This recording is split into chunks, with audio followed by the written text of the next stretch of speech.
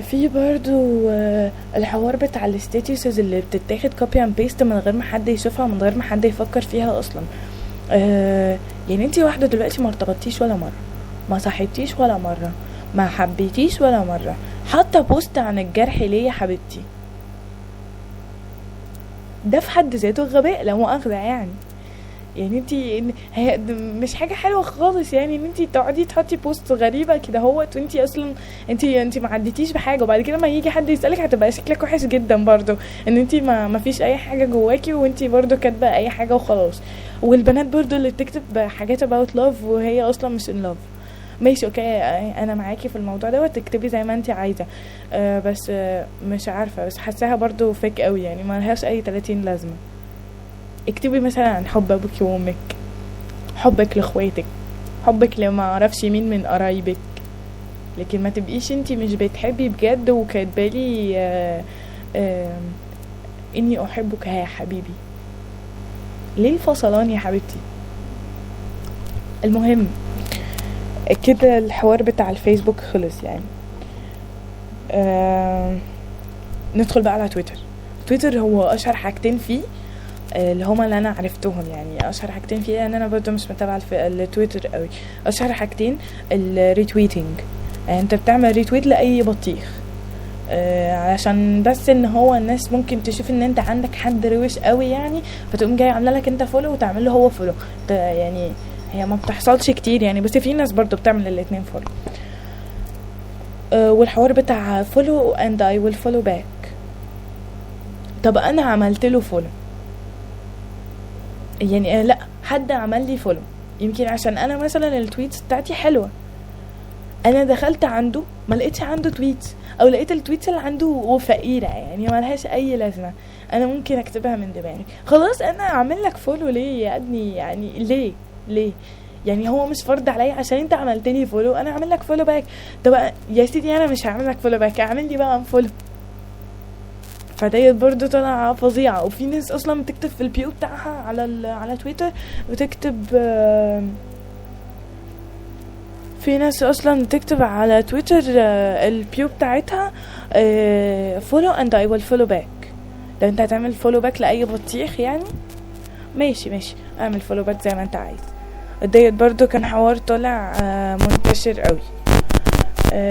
نتكلم بقى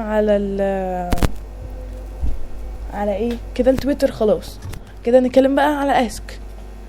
اعتقد ان الاسك مش مستاهل لان كل الناس بتتكلم على الاسك. على الاسك مثلا في كذا حاجة.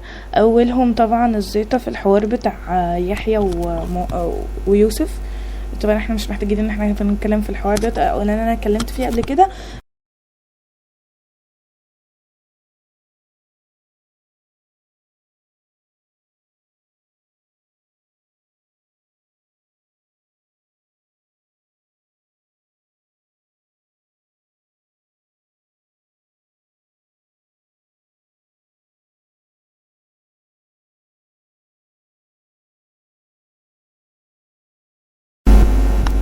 سوري يا جماعة النت فصل.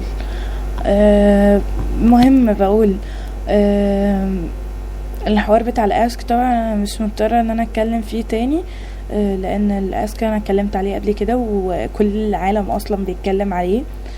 اول حاجة الحوار بتاع يحيى ويوسف مش لازم برضه اتكلم عليه، انا اتكلمت عليه قبل كده وبعدين زهقت بصراحة من كتر الهري في الموضوع ده. نتكلم بقى على الحوار بتاع الكومبيتيشنز. hot or not cute or not. ايه تاني مش عارفة. مين اشهر واحد على الاسك ويحط 6000 واحد ويقعد الناس بقى عمالة تعمل في لايك ومش عارف ايه وبعد كده يوم جاي مطلع النتيجة وناس تتخانق بسبب ان هي ما دخلتش. طب يا جماعة انتوا مش هتتشهروا بالموضوع دوت على فكرة يعني، ما هو اللي مشهور ما انت يا تعمل عشان تبقى مشهور يا اما خلاص تسكت يعني. ملهوش لازمه ان انت مش لازم ان انت تدخل الكومبيتيشن ديت علشان ان انت تبقى مشهور يعني. ديت برضو طبعا منتشره قوي. وفي بقى الحوار بتاع الشتايم بس اللي هي بتبقى قانون يعني. طب انت ليه يعني؟ ليه ليه ليه برضو؟ يعني ليه تدخل تشتم وانت مش قد الشتيمة، او انت مش قد الكلام اللي انت بتقوله؟ يبقى انت كده مش راجل. هواي هواي يعني ملوش اي 30 لازمة. وبعدين كل الناس بقت بتعمل كده، تدخل تنتقدك وتدخل تشتمك وتبقى عاملة قانون وما تعرفش حتى دي بنت ولا ولد. ديت برضه حاجة منتشرة بطريقة فظيعة. اعتقد ان احنا كلنا بنعاني في الحوار دوت على اسك، كلنا بنعاني بسبب الحوار ده.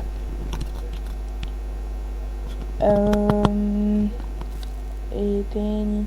والحوار بتاع like equal rate, like equal follow, like equal 15 like for the first like, like equal like equal like equal dare, like equal lie كده. يعني في حاجات كتير قوي بتتعمل.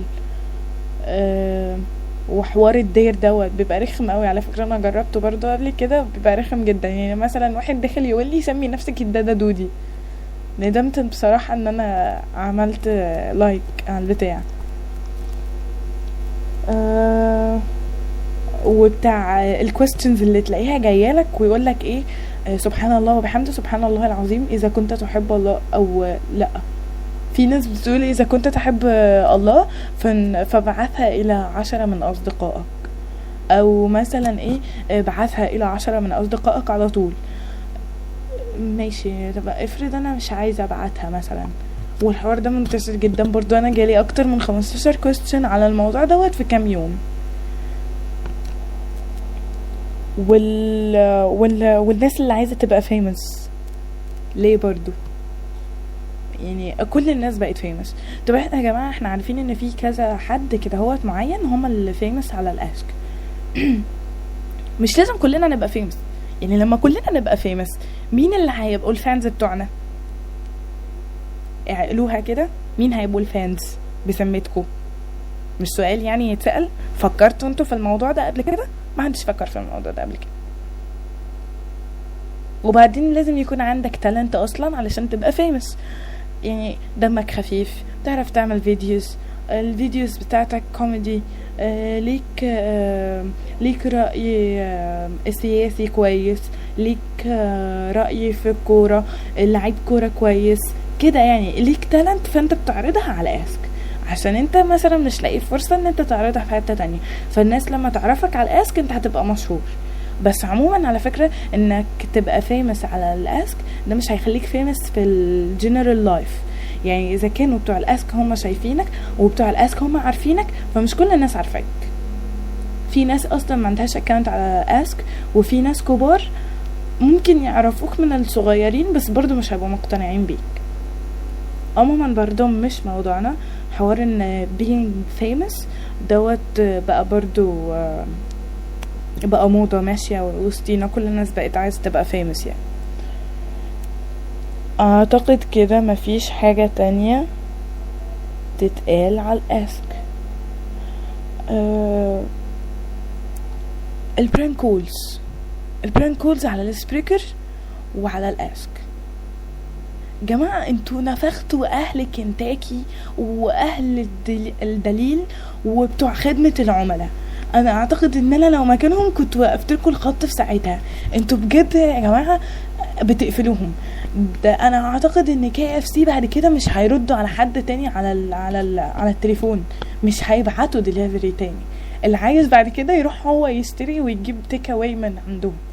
انتوا بجد والله العظيم بيصعبوا عليا، سواء هم او بتوع الدليل. يعني بتوع الدليل دول بيبقوا قاعدين ناس قاعده على الكراسي وبتستحمل رخامه البني ادمين، وكمان انت تيجي ترخم عليهم. حوار البرانك كولز بقى مشهور بطريقه متخلفه. 3/4 البني ادمين اللي مشتركين على النت كلهم بيعملوا برانك كولز. مش فاهمه ليه ومش فاهمه ايه المتعه في كده. هي اي نعم بتضحك، بس على فكره مش كلكم دمكم خفيف خالص. يعني في ناس دمها خفيف وفي ناس لا. يعني مثلا يوسف مختار هو اللي كان بيعمل البرانك كولز. انا بصراحه كنت بتعجبني جدا البرانك كولز بتاعته، مع انه كان بيطلع عينين اللي بيرد عليه. يعني بيخليه خلاص ده لو شتمه يبقى حاجة كويسة، يعني كويس ان هو مثلا مش بيكفر عليه تقريبا. يعني هو من ساعة ما هو يوسف عمل البرانكوز وانا بلاقي كميات ناس فظيعة بتعمل برانكوز هم كمان وبيقلدوه. معرفش بقى مين اللي اخترع حكاية البرانكوز اصلا في الاول، بس انا اول حد انا اتفرجت عليه كان يوسف مختار.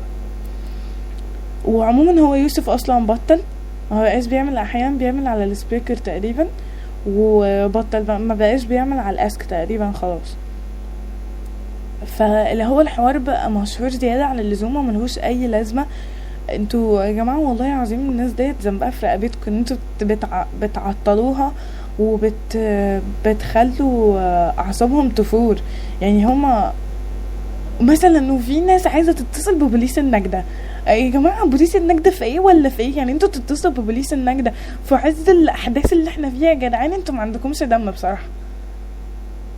يعني انا مش شايفة ان في اي حاجة مضحكة في ان انت تكلم بوليس النجدة علشان تعمل فيه برانك كول في عز الاحداث اللي احنا فيها ديت. ما تنفعش خالص نهائي. دي كده اسمها تفاهة وقلة، يعني ما عندكش دم وقلة ادب بصراحة وقلة ذوق. ده كده من ناحية البرانك كولز برضو. فاضل بس انا عايزة اقول حاجة على السبريكر. او السبريكر يا جماعة هيطلع موضة قريب، وهتقولوا داليا قالت، وهتشوفوا ان كل شعب مصر اصلا هيروح يتكلم على السبريكر خلاص، وكل الناس هتبقى عارفاه. انا اعرف ناس لغايه دلوقتي لسه ما تعرفش السبريكر. فعموما هتلاقي برضو ناس عماله بتنزل في تراكس ومش عارف ايه، وممكن تلاقي ناس تافهه بالهبل.